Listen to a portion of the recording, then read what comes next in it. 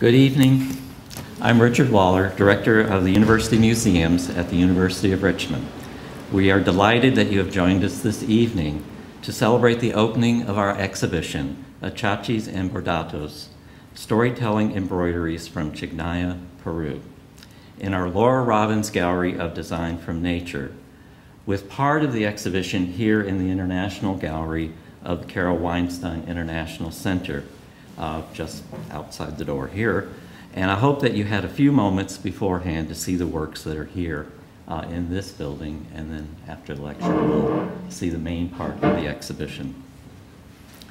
The exhibition was organized by the University Museums in collaboration with the Chijnaya Foundation, and my co-curator for the exhibition was Ralph Bolton, president of the Chijnaya Foundation and professor of anthropology at Pomona College, Claremont, California.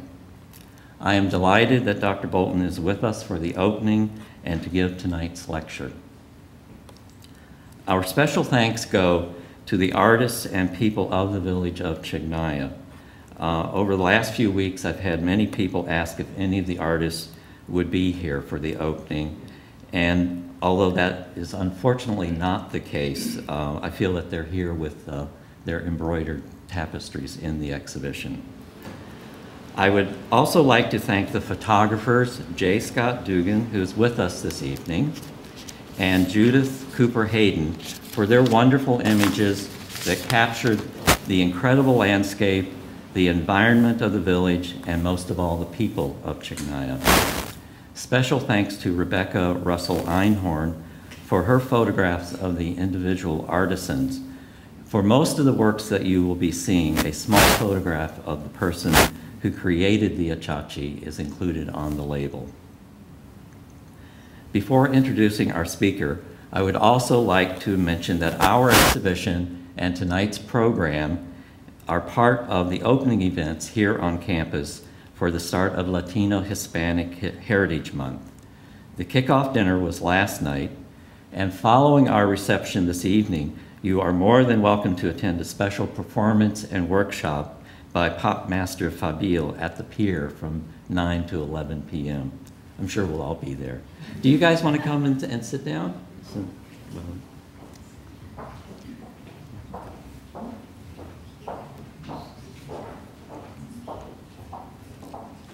We saved the front row for you guys.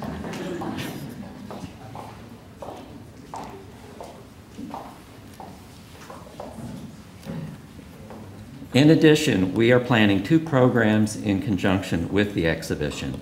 There will be an embroidery workshop next Friday afternoon in the museum, and a panel discussion with faculty and students talking about their experiences in Peru, and that will be in this room.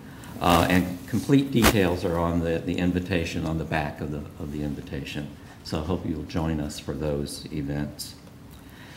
It is my great pleasure to introduce Ralph Bolton, the guest curator of our exhibition.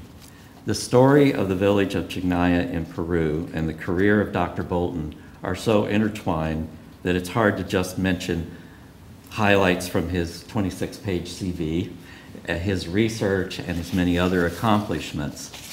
For our purposes tonight, we really need to go back to his days as a Peace Corps volunteer in the early 1960s. At that time, he had finished his undergraduate degree in international relations at Pomona College and had started his graduate studies at Pomona and MIT. After living in Chijnaya for 2 years, and I know he'll be talking much more about that experience with you tonight, Ralph returned to the United States and received his PhD in anthropology from Cornell University.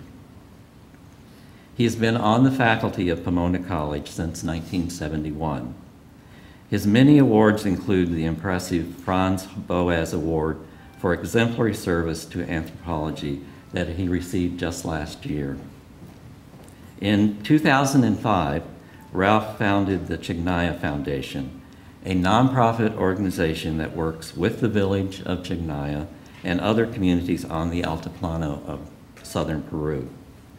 The foundation provides assistance by working with the village on various sustainable business ventures, microloan projects, health campaigns, and teaching English as a second language.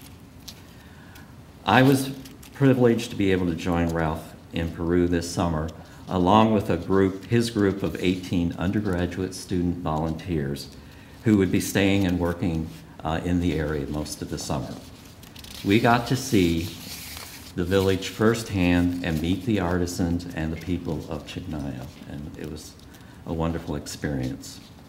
Ralph and I have worked together in selecting the artworks and the photographs, and it is our sincere hope that the exhibition captures a sense of the daily life and culture of the people of Chijnaya.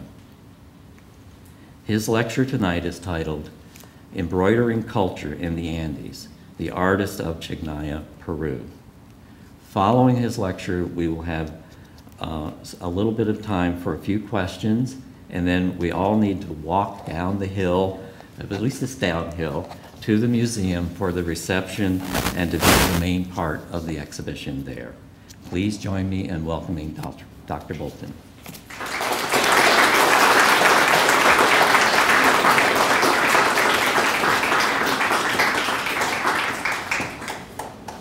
Thank you, Richard. I hope you enjoyed the pregame show.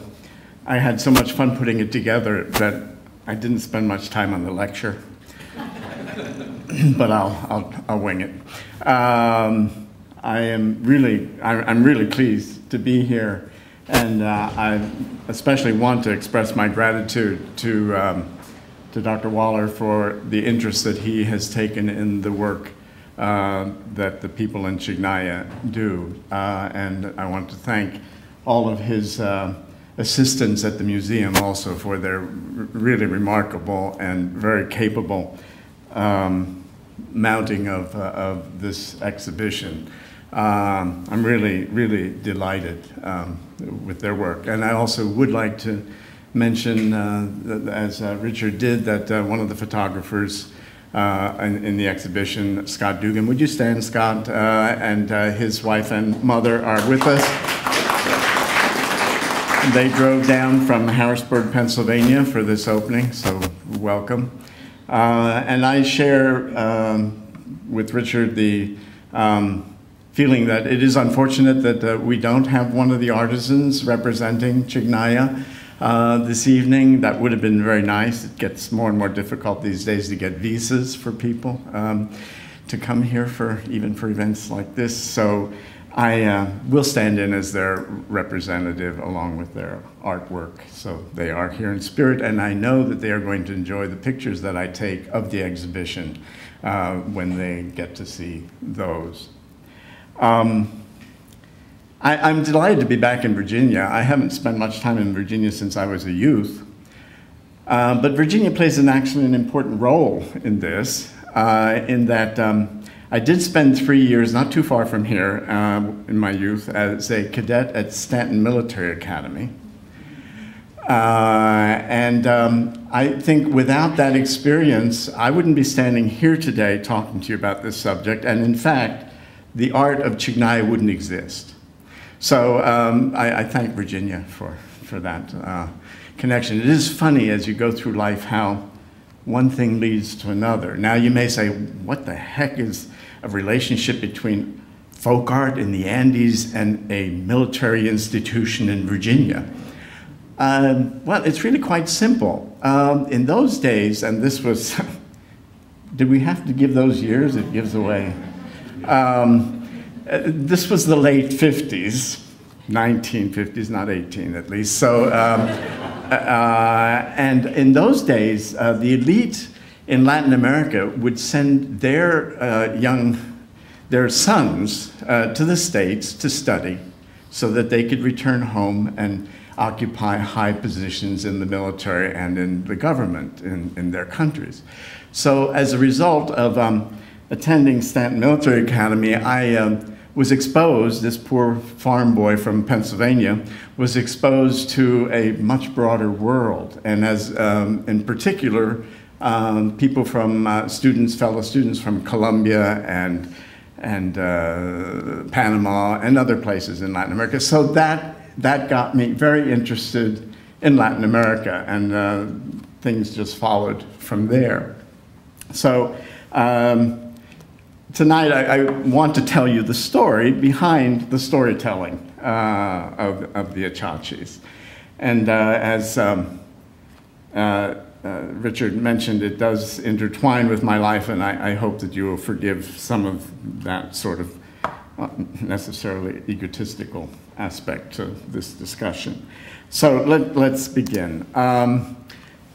This is Peru, and what I'm going to be talking about, and what you saw pictures of, is the part at the extreme south in the right-hand corner there, right by Lake Titicaca, the southernmost department of Puno, which is of Peru, which is Puno. So this all takes place in Puno, and in 1963, in around January of that year, there was a flood along Lake Titicaca. Oops, doesn't advance. There we go. The lake flooded, and hundreds of families along the lake lost their land and their animals and their homes.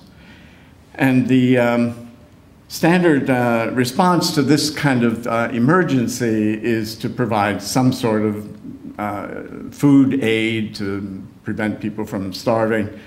And that would have happened in this case as well. These floods apparently are about every 20 years or so, there are major floods around Lake Titicaca. And this one was particularly severe, although there came another one in about 1985 that was even worse than this one. The flooding was especially bad in this part, northern part of Lake Titicaca, in the communities that you see there, one called Taraco, and well, mainly in the district of Taraco, communities in that district. And at the time, I was a newly minted Peace Corps volunteer, and by the way, next weekend I will be in Washington, D.C. for the celebrations of the 50th anniversary of the establishment of the Peace Corps. It really was a different era, as some of you may remember. So I happened to be living, working there as a Peace Corps volunteer in some of those communities while living where it says Pusi in that district, which is the neighboring district, when the flood occurred. So I was asked to participate in a very innovative project that would involve not merely giving out food and emergency assistance, but trying to relocate people to a safer environment where they wouldn't be subjected to these periodic floods. So I was recruited, since I was already working there, to go around from village to village on horseback, recruiting people, recruiting the farmers, or campesinos as they are called, for this project. Here is one picture of my recruiting efforts. We were out shooting ducks on Lake Titicaca on a balsa boat there. It was marvelous. It's all very romantic now, retrospectively. I'm the one with the funny, with holding onto the pole. So I was involved in recruiting for the project, which I can't go into the details, but it was very difficult because people on the right regarded us as communists, and the people on the left regarded us as American spies. So we were caught in the middle, and it was a very, very dangerous occupation, actually. So here's one of the young men who was recruited to participate in the project. We ended up with 72 families who accepted the proposal to go to this new place. This, by the way, is what he looks like today. So these are 50 years apart, roughly. One of our main difficulties was finding a place where we could relocate these people. At this time, there had been no agrarian reform, so in Peru, you had very large estates, haciendas, and it was a very powerful elite. The landowning elite was very powerful, and so none of those people wanted to sell an hacienda to, this was before agrarian reform, none of the people wanted to sell an hacienda to this program because it might give other people an idea about what they might want to do as well in terms of agrarian reform.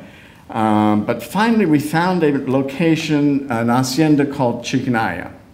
And this is one scene of that, just looking across the Pampa there. This estate was owned by the Bishop of Puno, and he finally agreed to sell that estate for this project, which was a government agency doing the project. Here you see the bishop signing the documents, and you see the peasants or campesinos surrounding him and watching this event. The project itself was the brainchild of the man. Unfortunately, we've only got a back view. I didn't take pictures in those days. We don't have very many images from then. This is one, but the two men standing there in front were the engineers, Peruvian engineers, who were the leaders of the project originally. And they were the ones, the one whose back is to us, Hugo Contreras, is the one who conceptualized this, although it was heavily influenced by a project that came out of Cornell University, the Peru Cornell project, in which essentially there was a project that liberated from serfdom the people who were essentially slaves on an hacienda in the northern part of the country. Here are the villagers also talking to another one of the elite members or government agents. And I must say, everyone was extremely distrustful about what was going to happen. This is a view of what the hacienda looked like when we purchased it and moved there. All you see are a few buildings down there and corrals. That was essentially it until we began developing that community, which began with moving the 72 families to that hacienda.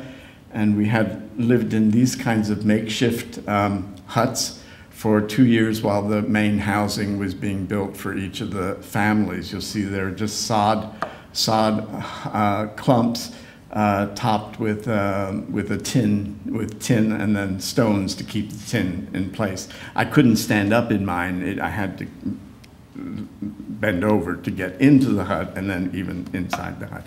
So this is a view of the group that moved there originally, the 72 families.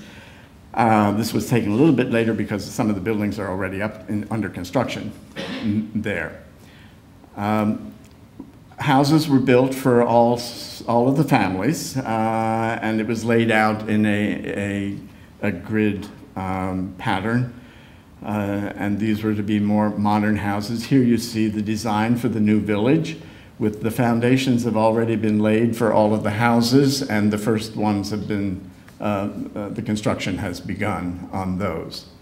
This is what the village looks like today from that same spot, where you see quite a bit of development. Now this community was being organized as a cooperative. And that was one of the reasons that some people didn't really want to join it, because they were very individualistic, contrary to what a lot of scholars say about Andean peoples. They tend to be very individualistic, even though there are some communal aspects to life. Everything was going to, the land was essentially, except for some basic plots, be owned by the community, farmed as a cooperative. And what this meant, among other things, was that the kids would no longer have to be responsible for herding their own family's sheep and other animals, and they were essentially freed from their duties, and they were all required to go to school.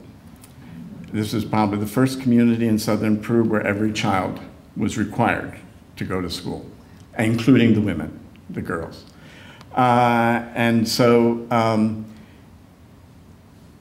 This caused a slight problem because in traditional Andean life, children make a very important contribution to the family economy. Their work is very significant and very important. And therefore, this was not viewed as sort of a positive development, that all they were doing was getting an education, which they were in agreement with, but they also needed to contribute something to the family. So, another Peace Corps volunteer by the name of Robert Purser, who is seen there with the cowboy hat on, had an idea. He is an artist, and he suggested, well, why don't we see if they can do any kind of art? And let's have them do some embroidery. And then we will, they can sell the embroideries perhaps and bring in a little bit of income, because in fact, income was going to be extremely scarce in the community for a while, because they were just having to plant the crops. It was going to be really several years before they were earning enough money to survive. So perhaps they could do this. And so I got them some yarn and cloth, and we began the first Achachis. I never taught them anything. He gave them a little bit of instruction, but not very much. And the original versions are quite interesting. The early style were these relatively crude or primitive, maybe is a better word, but very fanciful images of animals and people and things like that. They were relatively small. There are a couple of the old ones in the exhibit that you will see, one of them on black cloth, which I think I will show you in a minute. And so these turned out to be quite interesting. Here's another example. It was wonderful, these multicolored animals. I mean, it was very imaginative and still a little bit crude. We had them sign them right from the outset so that these were artists, not artisans, and their works were signed. Another example of the multicolored animals is this one, which is wonderful. And so you have planting, and in this case, plowing a field, and only a few images there. They also began shortly thereafter to make some very, very large ones. And here's an older one that, that is one of the first that you will now see some of these very large ones also in the exhibition. There was very fortunately a gentleman by the name of Ramy Alexander who worked for the Stanford Research Institute under contract with USAID, working in the region, and he got very excited about this. And so he knew marketing, and frankly, marketing is where it's at. He took them to New York and Washington, and he arranged for the very first exhibition of Chijnaya art at the Brooklyn Museum in 1964. Subsequently, the Smithsonian Institution had an exhibition, and then they developed a traveling exhibition that went to many museums throughout the United States in the late 60s and in the 70s. They were also displayed at the Peruvian embassy, which we're going to try and replicate next week when we talk to people there. So they began to be displayed and marketed.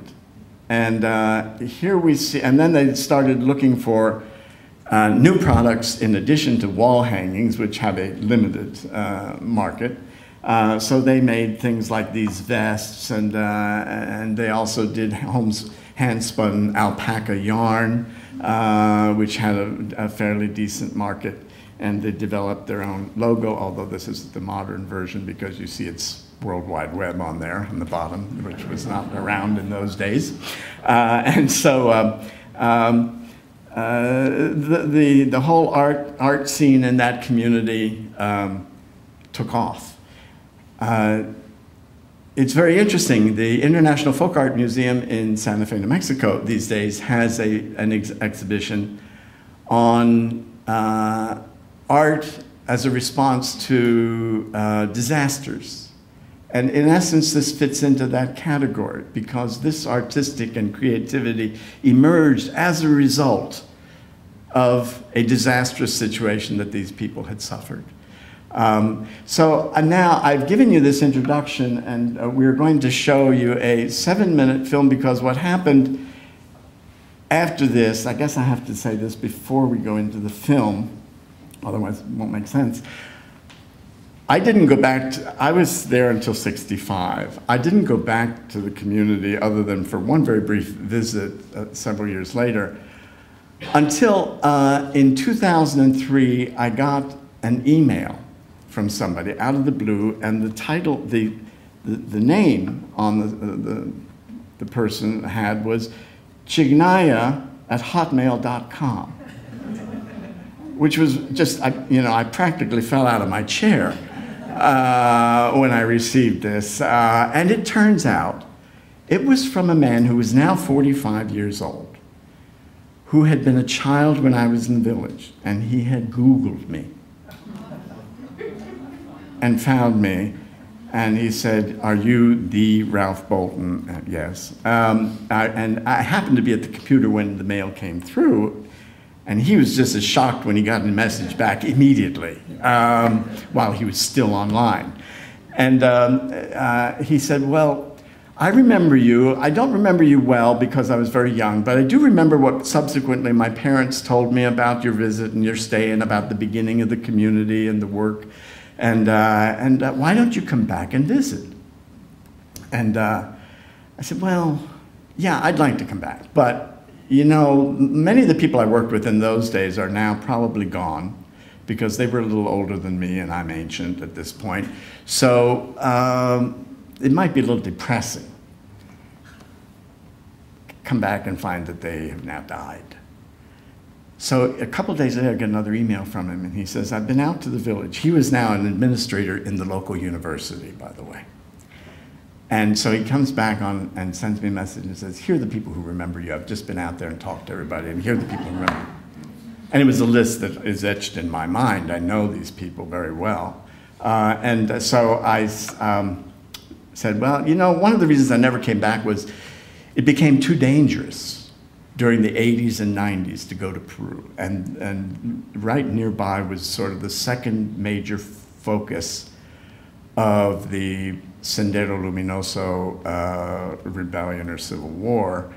And so I couldn't go back for those 20 years, and also had developed other professional interests, so I didn't go back for that reason as well.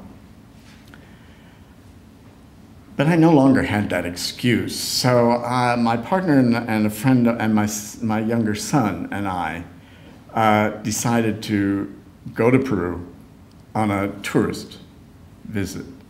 And I think I can stop there and say what ended up happening as a result of that visit was I got back and they threw this incredible fiesta. All day long speeches, communal meal, poetry, dances. It was just amazing. And it was a wonderful day, but reciprocity is a key concept in Andean culture. So I should have expected the next thing that would happen, and that is they asked me to help them again.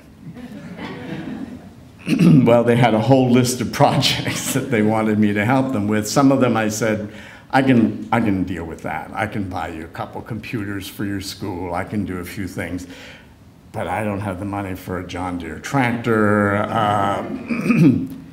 But we got home and recruited friends and created a nonprofit foundation and to do other projects. So now I'm going to show you a propaganda film of 7 minutes about the foundation, and then we'll come back and pick up the story.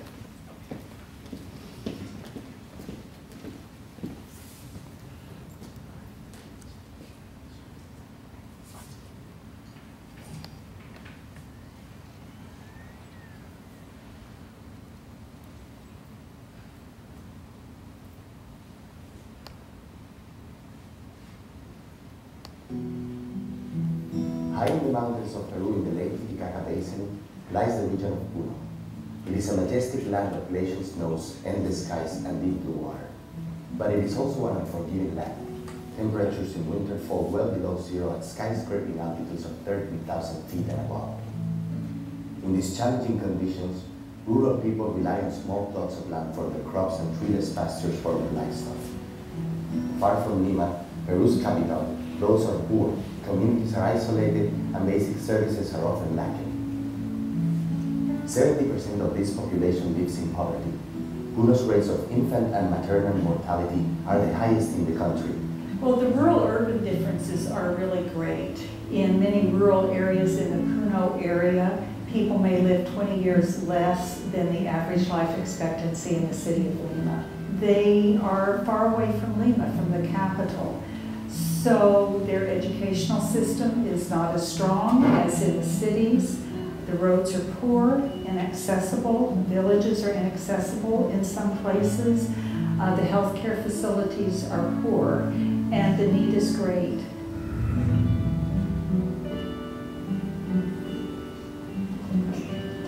One of the things that we learned here in Peru is that the macroeconomy has grown in the last few years. So as a country, if you look at the average, the economy has really improved. And you can say, well, you know, Peru is really a success when it comes to economics. But then you go to communities like Cotos, and you see that they've been left out of that story.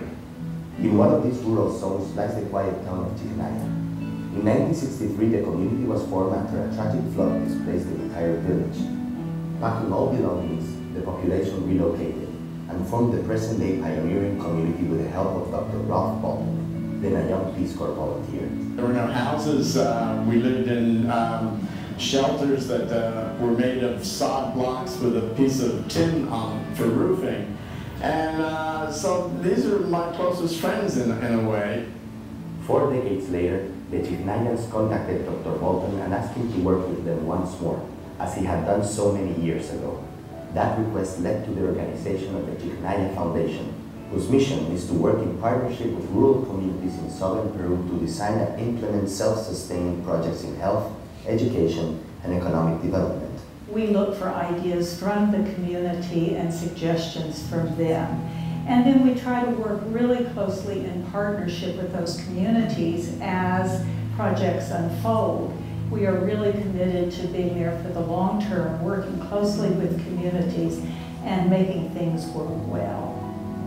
A real fundamental kind of philosophy and approach to community development is that we come in as learners, and then we appreciate all the strengths that they have, and that's where we start. Not that we ignore all the needs, but we really start from an asset and resource perspective, because they have a lot to teach us. So they've been teaching you how to play cards. Economic empowerment. One of the foundation's greatest successes is the microloan program. Over the past 5 years, it has provided loans for hundreds of families to build animal protection sheds called cobertizos. 100% of these individuals have repaid their loans on time. With new protection from the harsh climate, the cow's milk production has increased, and families with sheds have reported that their incomes have grown by at least 1/3. I think what makes us special when it comes to microlending is that we are doing work in the countryside. There are a lot of organizations today that are doing microlending, but very few of them are doing rural microlending. Chijnaya Foundation has pioneered a method of working with multiple clients in the same village on a project that the community decides upon in advance. In addition, the Chijnaya Foundation has also helped to resurrect traditional arts. Artisans are now adding to family income by developing and marketing new products. Health empowerment. The foundation also promotes health, especially for women and children, by providing microloans for families to construct smoke-free stoves. Indoor air pollution is the 4th leading cause of premature death among women worldwide. In rural Puno communities, women have traditionally cooked inside small adobe structures without any ventilation. Mucho me gusta porque no hay humo, no sale, no humea en la casa. She's saying that she loves her new stove because it's taken all of the smoke out of the room, and now her eyes aren't irritated, her lungs feel better, she's not going to be so ill. In the village of Chijnaya, the foundation has also refurbished the local health posts which had fallen into disrepair. In addition to offering preventive care, the foundation has a mobile dental unit staffed by local Puno dentists that visits remote communities to provide clinical services. Education. The foundation also aims to equip people to meet the challenges of the future. Our scholarship program supports the ambitions of young people from the countryside to attend technical school or college. It also works with university students and community leaders on the Sumakuta Watershed Defense Project. This partnership equips people to gather critical information about the state of their drinking water and their lake ecology. I feel really proud of what we're doing. I feel a very close friendship with families that I've gotten to know over several years. I feel really at home in the communities. I feel proud of what we're doing. And I feel a lot of joy when I'm there of just interacting with people who are our friends. Dollar for dollar, I can't think of a better foundation working in South America today. I would say at the moment and for the last 2 years, the foundation has been very, very instrumental in getting things done in Chijnaya. But of course, the foundation's intent is to work ourselves out of business there and increase our support in other communities.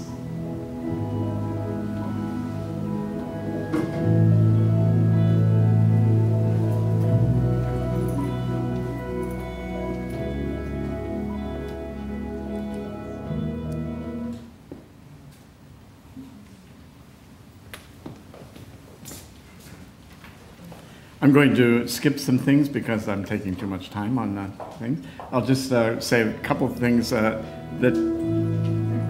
relate to the music. Go away.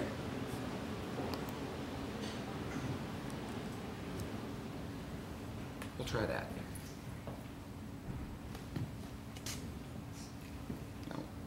Okay. One of the things that wasn't mentioned in the film was that we also have a volunteer program. Well, I guess it was mentioned at one point, but we invite students from University of Richmond as well to join us there. You'll see we provided computers for their school, and here are some of our volunteers. The volunteers dressed up in local costume for a festival. The volunteers got me into trouble because they're responsible also for the reinitiation of the Achachis project. The villagers, especially the women, had been bugging me from the very outset of my returning to Chijnaya, saying, when are we going to do Bordados again? When are we going? We need that. We need the income. We need to do that. And I kept saying, well, maybe we'll get to that. And this happened for several years in a row. And I was very reluctant to restart that project because, as I mentioned earlier, marketing, and the foundation didn't have anybody who could do that. And so it was, I knew that would be very complicated and very difficult to do. Let me skip, and I can skip mostly, I think, the health projects. Those were described. Here are just some images. One of our board members there is doing ENT examinations. And here's a smoke-free stove that was just recently installed. We helped re-outfit and improve the health post in the community. And then in terms of economic development, yes, the sheds do increase by probably more than a third family incomes in this community by increasing milk production. Here's a shed under construction. Another thing that increased the productivity was troughs, feeding troughs. Very simple. These are very simple things, but they make an enormous difference. And all of these are done on microloans, which are paid back in a year at almost no interest. We charge 2 or 3% interest just to keep the pot, full. We also, and if you're squeamish about certain things, don't look at the next slide. Artificial insemination program to improve the livestock quality, very important. And they do have a cheese factory, so their milk is sold to the cheese factory locally, which does belong to the community as a whole. So they got us into trouble because it was the volunteers one year who listened to these women and said, oh, okay, let's do it. And they started it. Now, what had happened is the tradition had died out during the time of the terrorism, because they could not get their products to market. It was too dangerous to travel. People would be kidnapped and so forth. So in essence, the whole Achachi production died out. Maybe there was a little bit going on, but there was almost no tourism either in the area during those years, so they couldn't even sell things locally. At some point, they did begin to make Achachis to sell local to tourists who came to Lake Titicaca, mostly to visit the floating islands of the Uros, they made them, and you now see that this is quite different in design from the originals. It has a very different style. You see these very thick skirts on the women, and here it actually says Uros, which is a major tourist destination in Puno. It's kind of like Disneyland, but on a very small scale. And the people in the Urus out on the floating islands say that they make these things, but they don't. They're bought from Chijnaya and sold there. So those houses in this picture, for example, are not the house styles in Chijnaya or other communities. This is the style on the floating islands, which are made out of totora reeds that grow in the lake. Well, when they restarted the project, what they did is they formed 11 groups of 10 members each to produce the goods. That's how they got themselves organized. A very Incaic way of organizing things, groups of 10.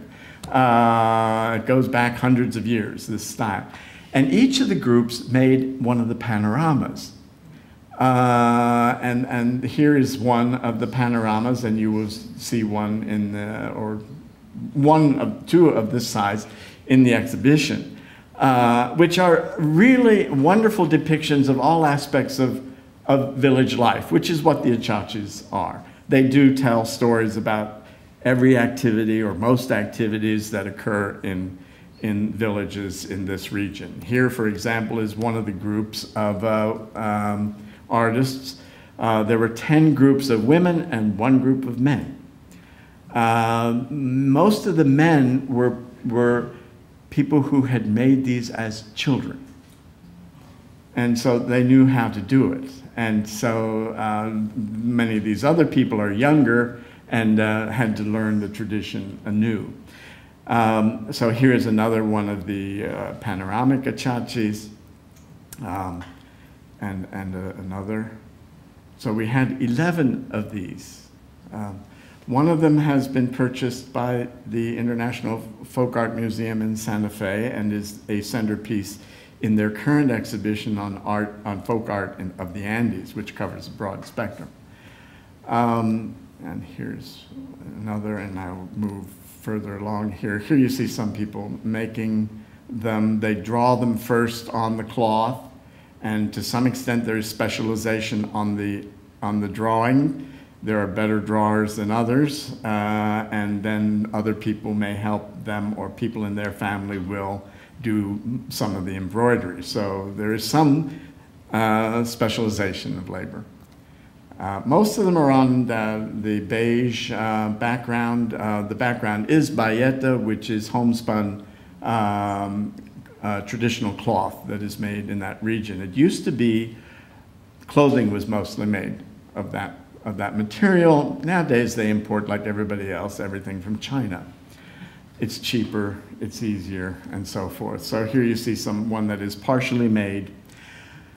By very good fortune, I happen to live part of the year in Santa Fe, and so do a couple other board members. And we applied to the International Folk Art Market, which is a major folk art event the biggest probably in the world, folk art event. And we were accepted to display and sell our goods there. So they produced lots of goods. We did develop some new products, including pillowcases based on the Achachi types of designs, and you see that here in the village as they are preparing the shipment for the folk art market. And here's another of the villagers working on preparing to send. We did get an artisan, the president of their association, into the US the first year to attend. We managed to get a visa for her, Zenobia. Here she is with a board member of our foundation, our only Peruvian board member, who's a young lawyer in Peru. The two of them arriving in Albuquerque with the goods, lots of goods. And then here they are setting it up at the market, arranging things for sale. And another shot of that. It was a great opportunity for the artists who came to see how they were sold in the States. As you look at the Achachis in the exhibition, there are panels that essentially describe what you're seeing, because some of the stuff is not really obvious. This one's pretty obvious, except the person down on the right is weaving. You can't see that. And I'm not sure what they're doing with those animals. But anyway, a woman who was a child at the time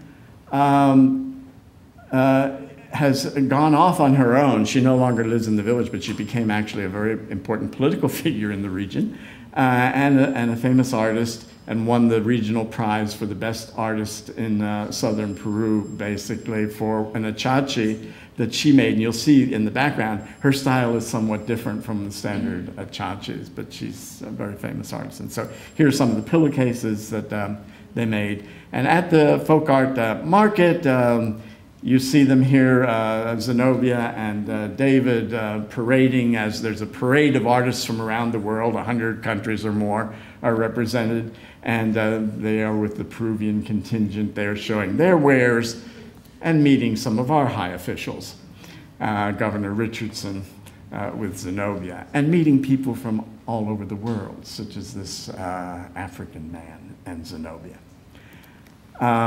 We did fairly well.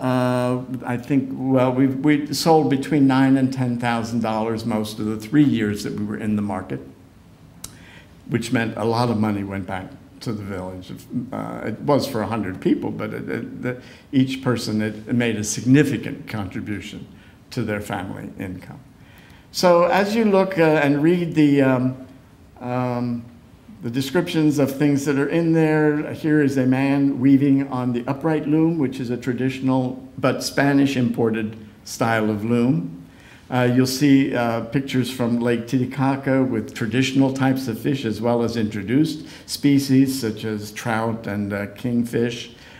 This one, you saw some pictures of this in the pre-game show.